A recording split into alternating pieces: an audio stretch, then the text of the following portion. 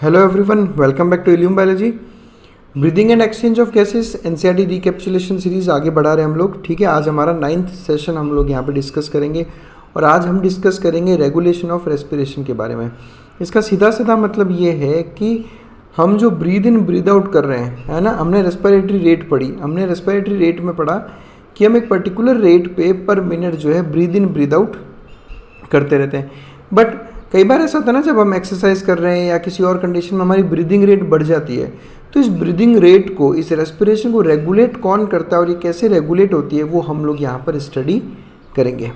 चलिए शुरुआत करते हैं हम लोग रेगुलेशन ऑफ रेस्पिरेशन से। देखो, आपको सबको पता है कि ब्रीदिंग रेट आप सीधा सीधा किससे कनेक्टेड है, आपके नर्वस सिस्टम से। तो नर्वस सिस्टम जो है ये रेस्पिरेशन को रेगुलेट करता है। हम ह्यूमन बींग्स में रेस्पिरेटरी रिदम को मेंटेन करना, पहली बात क्या है, मेंटेन करना मतलब कि हम एक मिनट में पर्टिकुलर, जैसे हम बैठे हैं या सो रहे हैं या कुछ नॉर्मल काम कर रहे हैं, तो एक नॉर्मल रिदम पे जो है हम लोग ब्रीद इन ब्रीद आउट करते हैं, या फिर उसको बढ़ाना या उसको कम करना, ये सारा काम हम ह्यूमन बींग्स एडजस्ट कर सकते हैं according to the demand of the body tissues. Demand कैसे? तो देखो, जैसे समझो कि हम कोई स्पोर्ट्स कर रहे हैं, हम कुछ खेल रहे हैं, तो जब हम कुछ खेल रहे होते हैं तो बॉडी को कंटिन्यूस एनर्जी की ज़रूरत होती है। कंटिन्यूस एनर्जी चाहिए तो आपको कंटिन्यूस ऑक्सीजन भी बॉडी को प्रोवाइड करना पड़ेगा। बॉडी को कंटिन्यूस ऑक्सीजन दोगे तो कंटिन्यूस एनर्जी बनाने के लिए बॉडी कंटिन्यूस ग्लूकोज का क्या करेगी, ऑक्सीडेशन, जिससे कंटिन्यूस CO2 का फॉर्मेशन भी होगा। यानी कि बॉडी को एक फास्टर रेट पे CO2 एलिमिनेट करना है और एक फास्टर रेट पे ऑक्सीजन कंज्यूम करना है, यानी रेस्पिरेशन की रेट उसे बढ़ानी पड़ेगी क्योंकि बॉडी टिश्यूज़ की डिमांड बढ़ गई है। तो ह्यूमन बींग्स में ये कैपेबिलिटी होती है कि बॉडी नीड्स के अकॉर्डिंग रेस्पिरेटरी रिदम को मॉडरेट कर सके। इसके लिए हमारे ब्रेन में कुछ न्यूरल सेंटर्स हैं, ठीक है, यही न्यूरल सेंटर्स जो है रेस्पिरेशन को रेगुलेट करते हैं। अब इन तरह के न्यूरल सेंटर्स के बारे में आपने डाइजेस्टिव सिस्टम में भी, आपको याद हो तो आपने पढ़ा था, जो है वॉमिटिंग सेंटर पढ़ा था। उसके अलावा हाइपोथैलेमस में बहुत सारे न्यूरल सेंटर्स हैं। ये सब कुछ आप अलग अलग चैप्टर्स में पढ़ते हो। फिलहाल हम लोग 2 न्यूरल सेंटर्स की बात करेंगे जो प्रेजेंट है, पॉन्स और मेडुला। ठीक है, मेडुला ऑब्लोंगाटा और पॉन्स वेरोलाई। अब आप सबको मालूम है कि पॉन्स वेरोलाई और मेडुला ऑब्लोंगाटा कहाँ पर प्रेजेंट होते हैं। देखो, ये मैं हाइंड ब्रेन की बात कर रहा हूँ, तो हाइंड ब्रेन में ये जो एरिया है, दिस इज़ पॉन्स, यहाँ से लेकर यहाँ तक ये पूरा पॉन्स, और पॉन्स के नीचे का एरिया ये मेडुला ऑब्लोंगाटा। तो पॉन्स में एक और मेडुला में एक, 2 टोटल न्यूरल सेंटर्स प्रेजेंट है। मेडुला में जो न्यूरल सेंटर प्रेजेंट है उसको कहा जाता है रेस्पिरेटरी रिदम सेंटर। और जैसा कि हमें नाम से समझ में आ रहा है कि ये वो न्यूरल सेंटर है जो हमारी बॉडी में एक नॉर्मल रेस्पिरेशन की रिदम को मेंटेन करता है। अभी नॉर्मल का मतलब क्या हो गया? जैसे हमने पिछले वीडियोज़ में भी देखा था कि हम ह्यूमन बींग्स एक मिनट में 12 to 16 टाइम्स, एक मिनट में हम इतनी बार ब्रीद इन ब्रीद आउट करते हैं। तो ये जो नॉर्मल रेस्पिरेशन का रिदम है मेरा, ये रिदम मेडुला में प्रेजेंट एक रेस्पिरेटरी रिदम सेंटर से रेगुलेट होता है। मतलब रेस्पिरेटरी रिदम सेंटर इस रिदम को सेट करके रखता है कि अपने को पर मिनट इतना ही जो है रेस्पायर करना है। ठीक है, तो basically respiratory rhythm centre primary regulation करता है आपके रेस्पिरेशन का। आपके रेस्पिरेशन का मेन रेगुलेटर कौन है? रेस्पिरेटरी रिदम सेंटर, जो नॉर्मल रेस्पिरेटरी रिदम को मेंटेन करता है, यानी 12 to 16 टाइम्स पर मिनट ब्रीदिंग करना है। बट कई बार हमें ज़रूरत पड़ती है ब्रीदिंग रेट इंक्रीज़ करने की, जब टिश्यू डिमांड्स बढ़ जाती है, स्पेशली स्पोर्ट्स में, एक्सरसाइज में, इस तरह के केसेस में, तब काम आता है आपका पॉन्स वेरोलाई। पॉन्स वेरोलाई में भी एक सेंटर प्रेजेंट है जिसको कहा जाता है न्यूमोटैक्सिक सेंटर। ये दोनों नाम आपको याद रखना है। देखो, मेडुला के सेंटर को बोलते हैं रेस्पिरेटरी रिदम सेंटर, जो रेस्पिरेटरी रिदम को मेंटेन करता है, और पॉन्स के सेंटर को बोलते हैं न्यूमोटैक्सिक सेंटर। याद कैसे करोगे? दोनों P से शुरू होते हैं, P फॉर पॉन्स और P for pneumotaxic. Pneumotaxic centre कैसे काम करता है? देखो, जब हमारे बॉडी टिश्यूज़ की डिमांड बढ़ जाए तो उस केस में क्या होता है कि पॉन्स के न्यूमोटैक्सिक सेंटर तक न्यूरल सिग्नल्स पहुँचते हैं। ये सिग्नल्स बेसिकली इंस्पिरेशन की जो ड्यूरेशन है उसको कम करवा देते हैं। इंस्पिरेशन की ड्यूरेशन अगर कम होगी, भाई जितने टाइम में मैं एक बार इंस्पायर करता था, अगर वो टाइम पीरियड कम हो जाए तो एक मिनट में जो मैं जितनी बार इंस्पायर कर रहा हूँ वो रेट क्या होगी? ऑब्वियसली बढ़ जाएगी। ड्यूरेशन ऑफ इंस्पिरेशन अगर आप रिड्यूस करोगे तो इंस्पिरेशन की रेट या रेस्पिरेटरी रेट जो है वो इंक्रीज़ हो जाएगी, है ना। बॉडी टिश्यूज़ की डिमांड ज़्यादा है, उस हिसाब से ड्यूरेशन ऑफ इंस्पिरेशन कम हो जाएगा और ब्रीदिंग रेट बढ़ जाएगा। इसलिए ऐसा कहा जाता है कि pneumotaxic centre basically respiratory rhythm centre के फंक्शंस को मॉडरेट करता है। Pneumotaxic centre respiratory rhythm centre के फंक्शंस को मॉडरेट करता है। बहुत बेसिक में मैं एक बार समराइज करा दूं। हमारी पास दो न्यूरल सेंटर है। मेडुला के न्यूरल सेंटर को बोला गया रेस्पिरेटरी रिदम सेंटर और पॉन्स के न्यूरल सेंटर को कहा गया न्यूमोटैक्सिक सेंटर। जो नॉर्मल आपकी रेस्पिरेशन रेट है उसको कंट्रोल करता है रेस्पिरेटरी रिदम सेंटर, उसको मेंटेन करने का काम करता है। लेकिन जब बॉडी डिमांड्स बढ़ जाती है तो उस केस में न्यूमोटैक्सिक सेंटर स्टिमुलेट होता है और ये pneumotaxic centre respiratory rhythm centres के फंक्शंस को मॉडरेट करता है, जिसकी वजह से रेस्पिरेशन रेट बढ़ जाती है।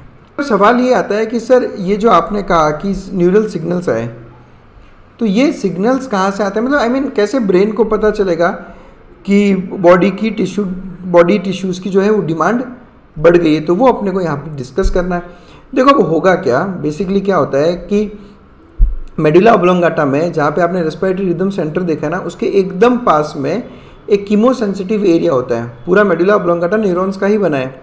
कुछ न्यूरॉन्स मिलकर एक कीमोसेंसिटिव एरिया बनाते हैं। कीमोसेंसिटिव का मतलब क्या हो गया कि ये जो एरिया है ये सेंसिटिव है टू पर्टिकुलर केमिकल्स।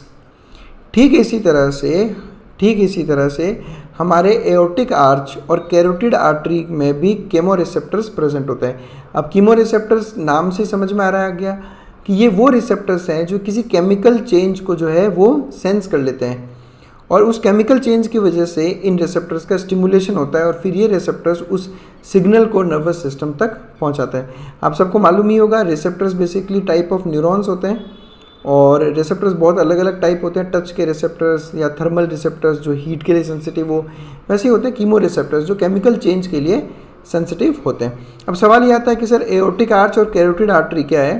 तो देखो आप सबने हार्ट पढ़ा होगा। हार्ट में आपने पढ़ा होगा कि किस तरह से हार्ट से एक जो डायरेक्ट आपका लेफ्ट वेंट्रिकल है, उस लेफ्ट वेंट्रिकल से आपने पढ़ा कि एओर्टा निकलता है ना, और वही एओर्टा आगे चलकर इस तरह से एक आर्च शेप बना लेता है जिसको कहा जाता है एओर्टिक आर्च। ये देखो ऐसा, ये जो शेप दिख रहा है आपका, ये एओर्टिक आर्च है। फिर इस एओर्टिक आर्च से मल्टीपल आर्टरीज जो है वो ब्रांच आउट होती है और उसमें से एक बहुत इंपॉर्टेंट आर्टरी है जिसका नाम है कैरोटिड आर्टरी। देखो ये कॉमन कैरोटिड आर्टरी है। वैसे तो आपको इतना डिटेल में नहीं जाना, बस मैं आपको बता देता हूँ कि आपके नेक में प्रेजेंट होगी ये carotid artery.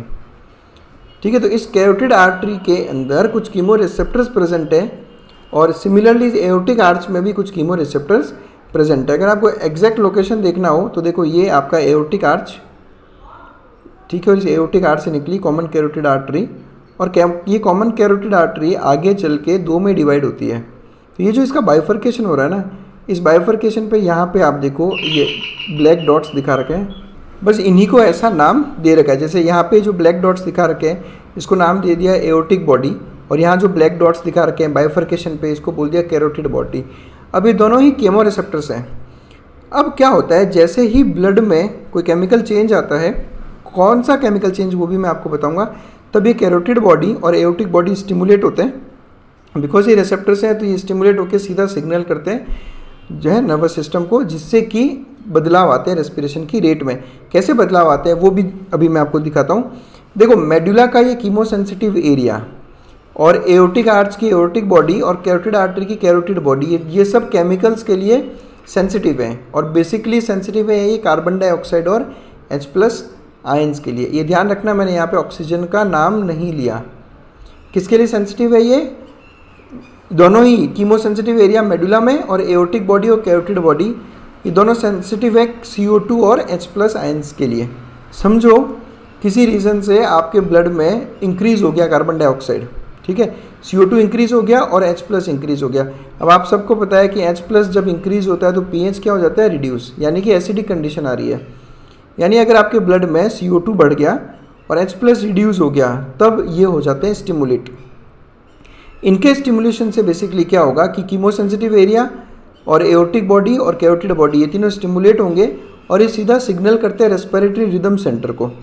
Respiratory rhythm centre तक ये सिग्नल पहुंचता है। कौन सा सिग्नल? कि ब्लड में CO2 और H+ बढ़ रहा है। अब आप खुद सोचो, अगर ब्लड में CO2 और H+ बढ़ रहा है तो रेस्पिरेटरी रिदम सेंटर क्या करेगा? रेस्पिरेटरी रिदम सेंटर आपकी ब्रीदिंग रेट बढ़ा देगा। ब्रीदिंग रेट बढ़ाने से क्या होगा? ब्रीदिंग रेट बढ़ाने से ये होगा कि जो इंक्रीज्ड CO2 है वो फटाफट बाहर निकलने लगेगी, ठीक है, और H+ भी कम होने लगेगा। ये H+ बेसिकली CO2 के बढ़ने से H+ क्यों बढ़ता है? तो हमने पिछले वीडियो में आपको याद हो तो कि देखा था कि जब CO2 जो होता है वो ब्लड में आने के बाद H2O से रिएक्ट करता है और बनाता है कार्बोनिक एसिड H2CO3, जो बाद में स्प्लिट होकर बाइकार्बोनेट आयन और H+ बना देती है। तो जब CO2 बढ़ेगा तो ऑटोमेटिकली H+ बढ़ता है। जब ब्रीदिंग रेट बढ़ा दी जाएगी तो CO2 कम होगा, CO2 कम होगा तो H+ वापस कम हो जाएगा, और यही CO2 और H+ जब नॉर्मल लेवल पे आ जाएंगे तो ये जो सिग्नल है वो बंद हो जाएगा, और सिग्नल बंद होगा तो रेस्पिरेटरी रिदम सेंटर वापस अपने नॉर्मल रिदम पर आ जाएगा। तो कुछ इस तरह से ये तीनों मिलकर जो केमिकल चेंज हो रहा है, यानी बढ़ा हुआ CO2 और कम हो रहा pH यानी बढ़ा हुआ H+, उसको सेंस करते हैं और सिग्नल करते हैं रेस्पिरेटरी रिदम सेंटर को, जो ब्रीदिंग रेट को इंक्रीज करती है। और एक सबसे इम्पॉर्टेंट पॉइंट जो मैंने थोड़ी देर पहले भी आपको बताया था कि इस पूरे सिस्टम में ऑक्सीजन का रोल बहुत ही इनसिग्निफिकेंट है। नॉर्मल रेस्पिरेटरी रिदम को चेंज करने में ऑक्सीजन का कोई खास रोल नहीं होता, ये फैक्ट आपको ध्यान रखना है। हम अगर सोचें कि जब बॉडी में ऑक्सीजन की कमी होने लगती है तो ब्रीदिंग रेट बढ़ती है, तो ऐसा नहीं होता। बॉडी में जब CO2 बढ़ने लगता है और उसकी वजह से H+ बढ़ने लगता है तो रेस्पिरेटरी रिदम सेंटर सिग्नल करके ब्रीदिंग रेट को इंक्रीज करता है ताकि CO2 फटाफट बॉडी से बाहर निकल सके। तो कुछ इस तरह से जो है रेस्पिरेशन रेगुलेट होता है। तो आई होप आप लोगों को ये सारा कंसेप्ट बहुत अच्छे से समझ में आया होगा। फिर भी अगर आपको किसी तरह का कोई डाउट है तो आप मुझे इंस्टाग्राम पे, मेल पे या व्हाट्सएप पे मैसेज कर सकते हैं, या आपको ये PDFs चाहिए तो आप मुझे मैसेज कर सकते हैं। Thanks a lot for watching us.